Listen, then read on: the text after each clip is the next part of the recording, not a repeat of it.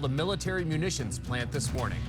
Good afternoon. This is the KTLA 5 News at 4. I'm John Finolio. And I'm Creed Winter in for Samantha Cortese. The munitions plant manufactures explosives for the Army and Navy, everything from landmines to C4. And people who live in the area say they heard a loud boom and felt their homes shake. And local leaders say the damage is some of the worst they've ever seen.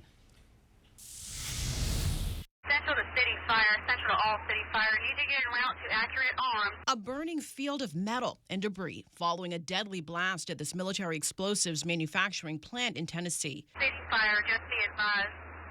We have been advised there's a gas line on fire and there's about 12 people that are unaccounted for as of right now. 12 people unaccounted for. The emergency call involved a disaster at Accurate Energetic Systems, which makes and tests explosives, commercial and military grade, at an 8-building facility. The plant sitting on more than 1,300 acres, a large part of the campus now a debris field. We do have 19 souls.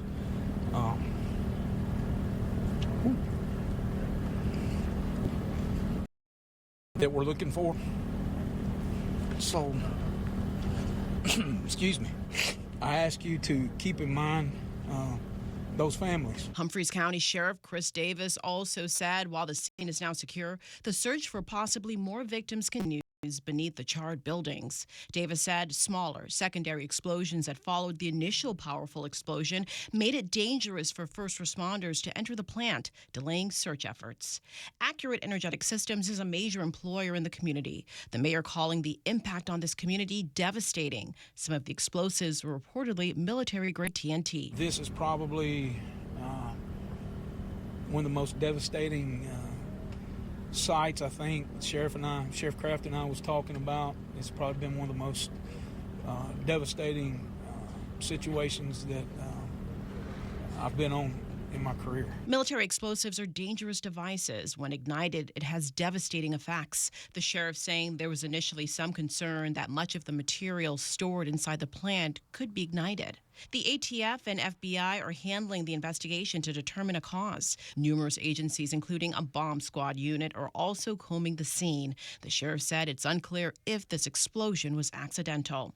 This retired ATF investigator and explosives expert weighed in on the focus now for authorities. This particular company manufactures explosives, so it could have been something that occurred during the manufacturing process or items that had just been completed or items that were in storage. Once they determine where the explosion occurred, then they can figure out what kind of operations was happening in that particular area. We've also learned that multiple victims have now been hospitalized for injuries sustained in this blast. AES has temporarily halted operations at this plant as the investigation continues. Thousands of Palestinians have begun their slow journey to northern Gaza following the start of a ceasefire. Mediators say they hope the pause in fighting will lead to the end of the devastating 2-year war. Israel and Hamas have agreed to a ceasefire deal. It happened earlier this morning. In addition, Hamas agreed it would release the remaining hostages in exchange for Palestinian prisoners. For its part, Israel will partially withdraw its troops from Gaza. Now to a live look at the Capitol as it's day 10 of the government shutdown and there's still no end in sight. The White House says it has now started to fire federal workers. Now this is different from the typical furloughs that happen during the shutdown. When the government does reopen, these employees will not be returning to work. Meanwhile, it looks like military members will miss their next paycheck.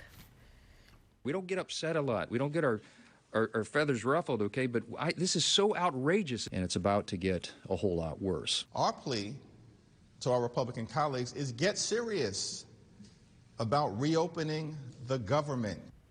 Democrats have voted against Republicans' short-term spending bill 7 times now. Those votes will continue next week. A judge has temporarily blocked State Attorney General Rob Bonta's efforts to take control of L.A. County's troubled juvenile detention facilities. Bonta made the request for receivership after years of documented safety issues, violence, and non-compliance of a court-ordered reform plan issued 4 years ago. The judge says the state has not met the legal grounds necessary to strip control. The request could be reconsidered at another hearing later this month. Now to a story about cleaning women that promised to remove grime from homes, but instead cleaned them out. A major task force that included the FBI arrested 2 women and accused them of burglarizing homes. Authorities believe it's part of a much larger transnational organized crime group. KTLA's Annie Rose Ramos joins us live from Hollywood with details about this sophisticated operation. Annie Rose. Hey guys, yeah, what a wild story we have to bring you here. Those 2 women that you mentioned actually posing as a cleaning crew in order to gain access into people's home, making away with anywhere from $10,000 to $50,000 worth of property. And police now telling us they are certain those 2 women did not act alone. Tonight, authorities arresting 2 women for posing as a cleaning crew to gain access to homes and burglarize them. They're going in and they're targeting high-value items. So you're talking about jewelry, you're talking about money. Advertising their cleaning services on social media. They're putting themselves out there as a house cleaning service through various social media means. And then they are responding to the residents. And there's an expectation, of course, that a business transaction will occur and they will clean the residents. And they're actually there to burglarize the location. 30-year-old Nicole Quiroga and 49-year-old Sandra Aguilan, both Colombian nationals, are now behind bars. Police finding more than $50,000 in cash, along with high-end items in their cars and apartments. Those kinds of things that are easily resellable on social media marketplaces and in secondhand dealers. With officials now saying these women did not act alone. It's not just 2 random women that decided, hey, we're going to do a burglary, and these look like good places to do it. What generally is happening is transnational organized groups are working to basically engage these individuals in committing crimes for the larger organization. And, and of course they get compensated, but the larger organization is the one directing the activities, and that's who we're really aiming at. And while police not releasing where this happened, they say there are multiple victims and could be even more out there, with this crew targeting a large area.